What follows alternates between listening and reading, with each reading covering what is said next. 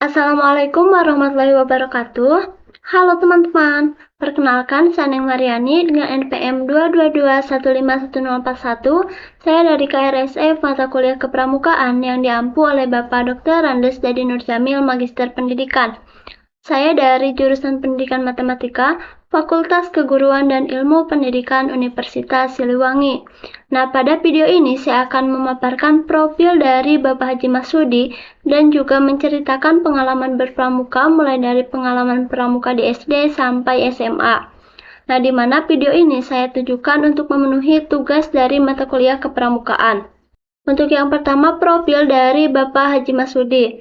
Nah, beliau bernama lengkap Letnan Jenderal TNI Purnawirawan Dr. Honoris Causa Haji Masudi. Beliau lahir di Cibatu, Kabupaten Garut, Jawa Barat pada tanggal 11 September 1919 dan meninggal tanggal 22 Juni 2005 di Jakarta pada saat berusia 85 tahun. Dan beliau dimakamkan di TMP Cikutra, Bandung pada tanggal 23 Juni 2005. Nah, beliau juga diketahui pernah menempuh pendidikan di AMSB Yogyakarta atau sekarang lebih dikenal dengan nama SMA Negeri 3 Yogyakarta. Pekerjaan beliau itu sebagai tokoh militer, yaitu anggota TNI pangkat terakhirnya itu Letnan Jenderal atau Letjen. Demikian pula jabatan dalam sipil yang disandangnya. Nah, beliau ini pernah menjadi Gubernur Jawa Barat masa bakti 6 Februari 1960 sampai 14 Februari 1970. Beliau pernah pula menjabat sebagai Wakil Ketua Majelis Permusyawaratan Rakyat Sementara dari 1967 sampai 1972. Selain itu, beliau juga merupakan bagian dari tokoh pendiri Universitas Siliwangi dan menjadi rektor pertama Universitas Siliwangi, yaitu dari tahun 1978 sampai tahun 1994. Nah, Bapak Masudi ini pernah mendapatkan penghargaan Bintang Mahaputra dari pemerintah Republik Indonesia. Nah, Bapak Masudi ini atau dikenal dengan Kak Masudi adalah salah satu tokoh pramuka yang dikenal luas di dalam dan di luar negeri. Kak Masudi cukup lama memimpin gerakan pramuka. Beliau pernah menjadi Ketua Majelis Pembimbing Pramuka Jawa Barat dari tahun 1960 sampai 1970. Nah, pada tahun 1974, setelah beliau melepas masa jabatannya sebagai Wakil Ketua MPRS, beliau ini diangkat menjadi Ketua Kuartir Daerah Gerakan Pramuka Jawa Barat, yang kemudian pada tahun yang sama pula, Kak Masudi ini dipilih menjadi Wakil Ketua Kuarnas Gerakan Pramuka. Nah, di tengah masa baktinya sebagai Wakil Ketua Kuarnas, Kak Masudi pernah ditunjuk menjadi PJS Ketua Kuarnas Gerakan Pramuka, menggantikan Kak Sarbini hingga tahun 1978. Kemudian dalam Mumas Gerakan Pramuka di Bukit Tinggi, Sumatera Barat pada tahun 1978, Kak Masudi ini terpilih secara aklamasi menjadi Ketua Kuarnas Gerakan Pramuka hingga tahun 1983. Kemudian juga pada Mumas di Timur tahun 1988, Kak Masudi juga kembali terpilih sebagai Kak Kuarnas hingga masa jabatan 1993.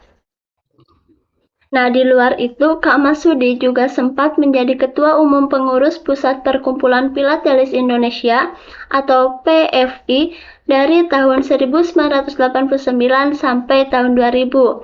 Nah, di mana PFI ini merupakan suatu perkumpulan bagi penggemar hobi koleksi perangko dan benda-benda pos lainnya.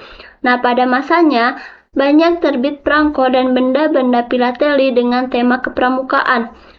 Kemudian beliau juga menggiatkan aktivitas filateli ini di lingkungan gerakan pramuka. Terdapat sebuah perangko Jambore Nasional 2006 yang bergambar wajah Kak Masudi yang terbit setahun setelah wafatnya beliau. Sampai saat ini Kak Masudi itu juga tercatat satu dari hanya 4 orang Indonesia yang pernah mendapatkan penghargaan tertinggi dari kepanduan sedunia. Nah, dalam pramuka itu sendiri, nama Kak Masudi kemudian diabadikan menjadi Bumi Perkemahan Letnan Jenderal Purnawirawan Dr. Honoris Causa Masudi atau bumi perkemahan ini dikenal juga dengan nama Bumi Perkemahan Kiara Payung, yang lokasinya itu berada di Kecamatan Sukasari, Kabupaten Sumedang, Jawa Barat. Bumi perkemahan ini diresmikan pada tanggal 12 Juni 2013. Nah, mungkin itu untuk profil dari Bapak Haji Masudi. Selanjutnya saya akan menceritakan pengalaman berpramuka saya selama di SD sampai SMA. Nah, yang pertama mungkin untuk pengalaman berpramuka di SD. Nah, saat saya duduk di bangku SD, tepatnya itu saya bersekolah di SDN Negeri 4 Sukalaksana. Kegiatan pramuka ini merupakan salah satu hal yang sangat baru bagi saya. Saya mengenal dan masuk kemudian mengikuti pramuka itu pada saat kelas 4 SD, sehingga pada saat itu saya tergolong ke dalam pramuka tingkat penggalang. Nah, banyak sekali kegiatan dan pengalaman yang saya dapatkan saat berpramuka di SD.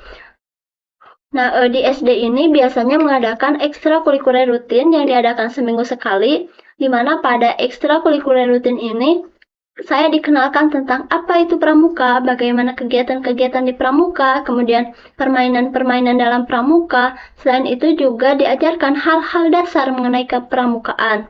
Nah, seiring berjalannya waktu, kemudian saya dikenalkan dengan yang namanya SKU dan TKU. Nah, di mana waktu itu saya diberikan tugas untuk menyelesaikan SKU. Selain SKU, saya juga dikenalkan dengan SKK, di mana SKK ini kan bisa dipilih sesuai dengan minat kita, dan untuk mendapatkan TKK-nya ini kita harus menyelesaikan ujian-ujian dari SKK yang dipilih. Nah, waktu SD itu saya mendapatkan 5 TKK, dan salah satunya itu adalah TKK Gerak Jalan. Selain kegiatan tersebut, saya juga pernah mengikuti kegiatan Jambore dan juga LT2. Nah, untuk bisa mengikuti kegiatan LT2 ini, pembina pramuka di SD saya itu mengadakan seleksi, di mana seleksinya itu diadakan per mata lomba yang biasa ada pada kegiatan LT2. Dan alhamdulillahnya saya lolos pada pengetahuan kepramukaan dan menaksir ketinggian, sehingga saya bergabung dengan teman-teman yang lain sebagai perwakilan dari sekolah untuk mengikuti kegiatan LT2 ini. Nah, di SD juga saya pernah mengikuti lomba senam pramuka jeli 2 setingkat Kecamatan Talegong yang bertempat di GOR PGRI Kecamatan Talegong. Kemudian pada saat kelas 6 SD, saya bergabung menjadi panitia untuk kegiatan penjelajahan yang waktu itu diadakan untuk adik-adik kelas yang baru bergabung di pramuka. Dan saya selaku panitia itu berada pada pos yang nantinya itu akan dilalui pada saat penjelajahan. Mungkin itu untuk pengalaman pramuka di SD. Dan sekarang untuk pengalaman pramuka di SMP. Kebetulan saya itu bersekolah di MTS. Nah, saat memasuki bangku MTS ini, pramuka bagi saya itu sudah tidak asing karena pada saat SD saya sudah mengikuti pramuka. Nah, pengalaman pramuka di tingkat MTS ini dimulai ketika awal masuk sekolah atau masa orientasi siswa, di mana pada masa MOS ini ada satu hari kami itu harus mengenakan pakaian pramuka dan mengikuti kegiatan-kegiatan pramuka seperti salah satunya itu penjelajahan pos to pos dan yang lain-lain. Nah, dari kegiatan ini saya semakin semangat dan tertarik untuk masuk ke dalam ekstrakurikuler pramuka. Nah, dalam ekstrakurikuler pramuka di MTS ini seperti biasa kita diajarkan hal-hal mengenai kepramukaan. Nah, pada saat MTS ini saya juga masih berada pada tingkat penggalang, sehingga saya diharuskan untuk melanjutkan mengisi SKU yang belum diisi. Nah, pada saat itu saya mengisi SKU tingkat penggalang terap, karena untuk ramu dan rakit sudah saya tempuh pada waktu SD. Nah, pada saat MTS ini saya pernah mengikuti Jambore sebanyak 2 kali. Nah, pengalaman saya ketika mengikuti Jambore pada saat MTS ini, karena waktu itu sedang musim hujan ya, jadi waktu setelah kita mendirikan tenda dan malamnya itu tuh hujannya semakin deras, sehingga tenda kami itu basah dan kami diharuskan untuk mengungsi ke SD-SD terdekat dari lokasi perkemahan.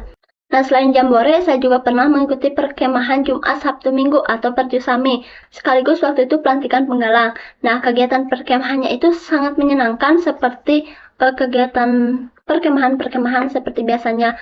Ada pos to pos, ada api unggun, dan ada juga kegiatan kepramukaan lainnya. Kemudian pengalaman berpramuka di SMA. Nah, pada saat SMA, saya itu diwajibkan untuk mengikuti ekstrakurikuler pramuka selama 1 semester. Nah, awal masuk pramuka ini ada yang namanya kegiatan MOP atau Masa Orientasi Pramuka, di mana kegiatan MOP ini diselenggarakan selama 3 hari 2 malam dan dilaksanakan di luar lingkungan sekolah berbarengan dengan semua ekskul yang ada di sekolah.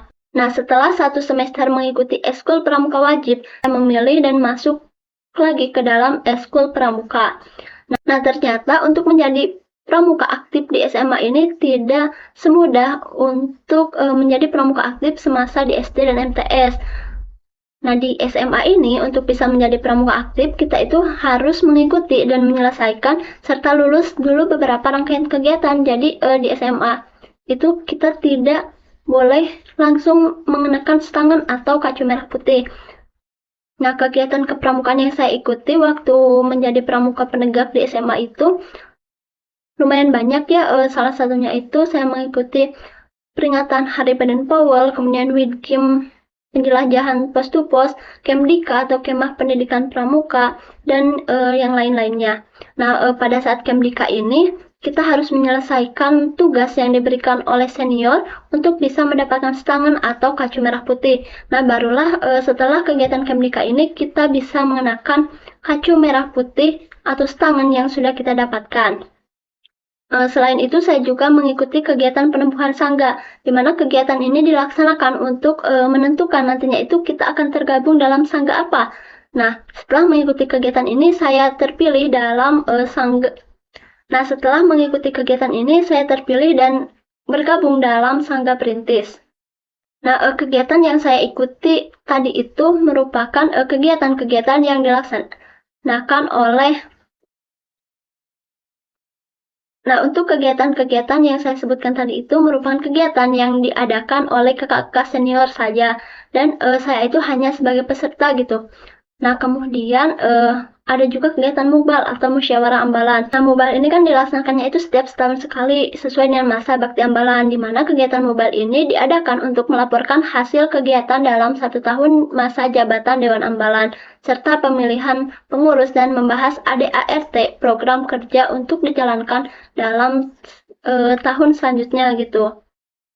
Nah, kemudian setelah acara mubal ini, di kegiatan-kegiatan selanjutnya itu